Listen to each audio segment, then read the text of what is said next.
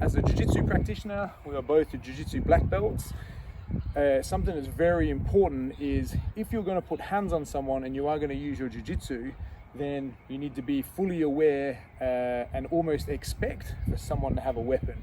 Because from a self-defense point of view, I'd always be thinking the person has a weapon from day dot. As soon as something happens, obviously we've gone through stages, we can avoid it, we can walk away, all of the above. But we're talking about now, you're going to have to put hands on the person.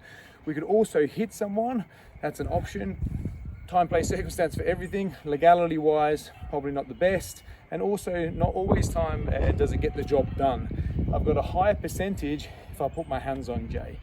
So jiu-jitsu is everywhere. It's not just rolling around on the floor. As soon as we touch, it's movement, it's jiu-jitsu. So this is super important to myself, super important to Jay, Sustainable Jiu-Jitsu Team Marrera, that we look at this and have a think about it.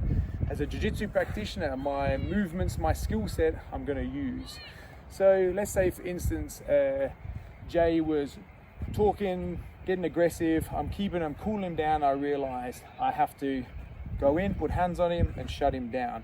Or Jay was at a distance and he comes in throwing shots. I'm covering my head, moving forward and putting my hands on him. Depends the scenario. We are going to look at something in a later video. Depends on the scenario. But either way, I've had to move forward and put my hands on him.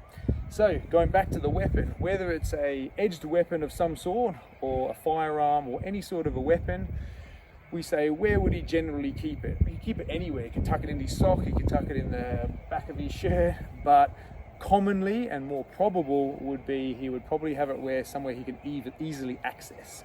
Okay, around his waist, front, back, pockets, a hoodie, front pockets, anywhere that can be accessible. So this is where I'm thinking. And what's going to access that weapon is his arms, his hands.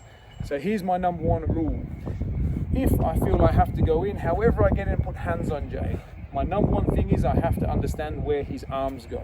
I want to know where his arms go at all times, where his hands go. Because they're the things that are not only going to grab a weapon of any description, but they're the things that are going to punch me, push me, scratch me and pull me. So super, super important. So, when I come forward to Jay here, I'm looking to control, I spin it this way. I look to control Jay and either control him from the front, I wrap my arms around. And I've thought about this many times before. I was speaking to a good friend over in America, Ido Consulting, you can follow him on Instagram. We're talking about this, it's something I've thought about and something that he'd mentioned also, is when you put your hands around the person's waist, this is a good telltale of if you can feel something. I can feel if he has something on him. I might not be sound of mind to hear, but in general, I'm gonna feel something. And if I don't feel anything, and he goes to go pitch for it here, he goes to grab something out, then I'm already aware. What if he goes to hit me? Then I'm controlling the arms again, and I go back to controlling the arms. Okay, so when I come in, clinched him up, I'm tying him up, either around the arm, underhook, overhook, or coming in and locking around his body. If I have him here and he goes for that body, now I can wrap him back up again and make sure I know where his arms go. So at no time, well, I say no time, but limited if at all, do I want to come in and be so unaware like this.